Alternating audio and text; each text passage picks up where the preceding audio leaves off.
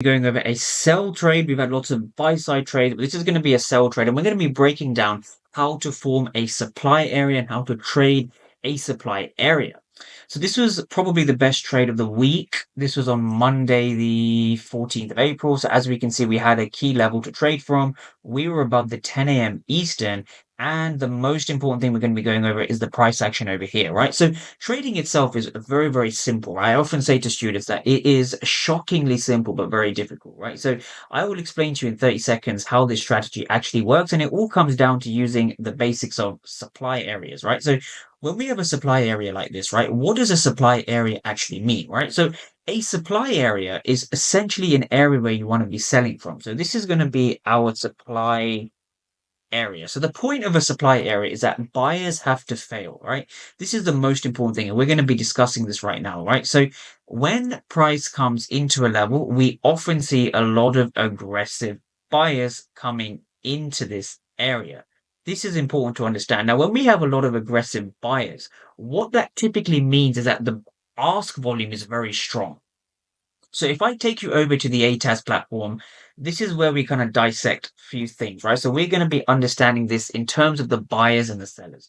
So I often get questions about which platform this is, right? So this is an important platform because I was having some conversations today, right? How do you know which rejection to take? What's an A plus rejection versus a C plus rejection, right? You don't really know, but you can use some of the candles to your advantage, right? So as we come into this area, we can see the fact that we had a green candle or a bullish candle, which was supported by aggressive buyers. The reason we can see aggressive buyers over here is because we've come into the ICT fair value gap. And inside of the fair value gap, we see some blue delta in particular. So I'm not reading every number. I'm only reading certain numbers which stand out to me. So here we see 153 for 255.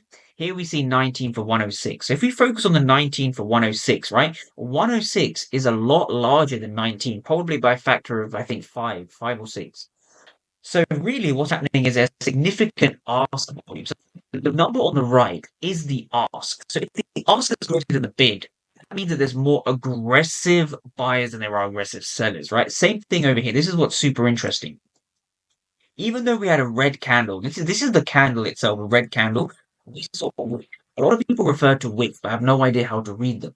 Now, when you read wicks like this in particular, what's happening is you can see some buying activity over here. Why is it buying activity? There's more aggressive buyers and sellers because the bid is more than the ask. So we have a positive delta. It's important to understand this. So when we have a positive delta, but the market moves downwards, we had a large seller step in over here. What that's telling you is that buyers are reacting to this level, but they're not being rewarded. So this is why we use the ATAS platform, right? So when we come into a supply area, we're actually seeing what's going on over here. This is important to understand. So when we go back to our candlestick chart, let's just kind of break things down, right? So if we replay price back to this area, we had market open over here. This is now going to be 10 a.m., right? So we come into 10 a.m. 10 a.m. Eastern, we had a large move to the upside, and we also had a rejection over here.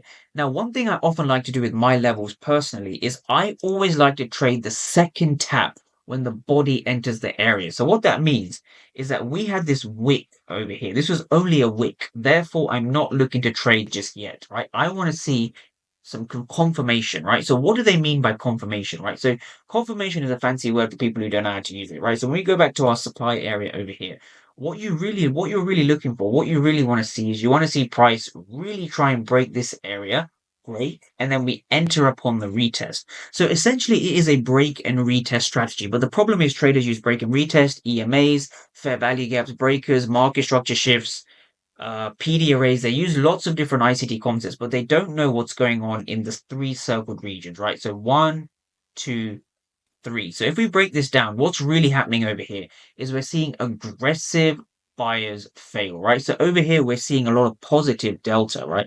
So if I label this as positive delta, so the positive delta simply means that the ask is bigger than the bid, right? A lot bigger. So the ask is bigger than the bid. So you want to imagine this as an auction between buyers and sellers, right? So what's really going on over here is we see a ton of buyers. Now, buyers are trying to drive price up. But if they fail to drive price up at this level, this means that the supply area is strong. It is a confirmed supply. Now, from here, if price came into this level and it broke the level, then this would be a demand area. So a key level or a fair value gap can be a supply or demand. It's your job to read and actually figure out what was going on. So when we go back over here, right, the way I was looking at current price action is number one, when price comes back into this area, this is the entry model. We're going to break the entry model down, right? So the entry model is this is the 10 a.m. Eastern, right? So we are above the 10 a.m. Eastern. That's tick number one, right? So tick. We're also in a 15-minute fair value gap, and we've also mitigated this 5-minute fair value gap over here, right? So price is coming to a refined 5-minute fair value gap, right? That's another extra tick over here. So tick, tick, tick. Now the final tick we're really looking for, if we just head down to the 1-minute time frame, right? So the 1-minute time frame is where the shift comes from, right? This is what we use to confirm our shift, right? So we can see the level has held, right? We see the level is held and we've broken with the body, right? So this is what's important to understand. Now that we come into a refined 1-minute fair value gap, this is now our 1-minute fair value gap, all the way resting over here, right? So price has filled a 5-minute fair value gap, a 15-minute fair value gap, and on the 1-minute fair value gap, we're looking for order flow. So order flow in itself is where price comes up and it breaks, right? But how do you know when you want to enter over here? Well, you need the ATAS platform. The ATAS platform is what gives you the order flow. So now from here, what we're seeing is we're seeing a second retest into the zone itself. So here price really comes in and tests the zone itself. And notice how we have a without even reading the numbers, we have a very large aggressive buyer stepping in over here. And this is where the delta becomes super powerful when we see a shift of positive delta down to negative delta. So we see such a clear shift and these buyers have failed. We see 233 for 520, significantly more aggressive buyers and sellers, right? But what does the market do? Well, the market breaks the downside. To give you an extra confirmation, we saw 57 for 211, but the market was moving down. So this is where you need to dissect candles in terms of what they are. Candles are simply a visual, picturesque, representation of the buyers and sellers. When you see aggressive buyers shift to aggressive sellers, and when you see aggressive buyers in a red candle as price moves downwards, this is what gives you the indication that the fair value gap is holding. So when we take this knowledge back to the overall candlestick chart, what we saw over here was super interesting. We saw this fair value gap actually holding in the first place. So we saw a lot of aggressive buyers over here.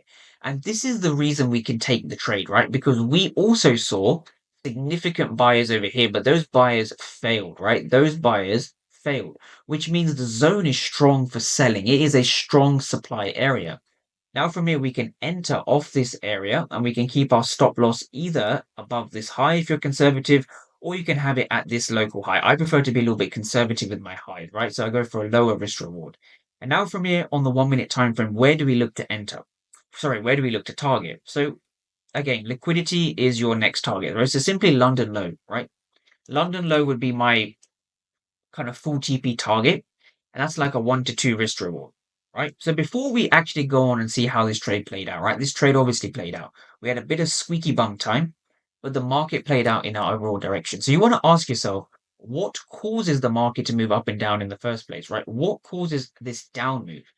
This down move can be easily predicted when you use the three following concepts, right? You need to be understanding, you need to be trading at fair value gaps, 15-minute fair value gaps.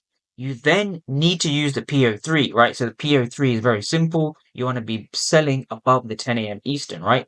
Now, the third thing is the order flow. I'm just going to write OF for short, right? So the order flow simply refers to the fact that this circled red area represents more aggressive buyers and sellers. And we can see that over here.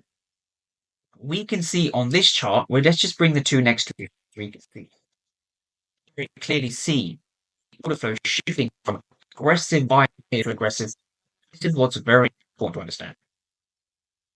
So whenever you're trading ICT concepts, you need to understand we see a shift from the buyers down to the sellers, right? And that's what we saw over here. So we just move this over to the right.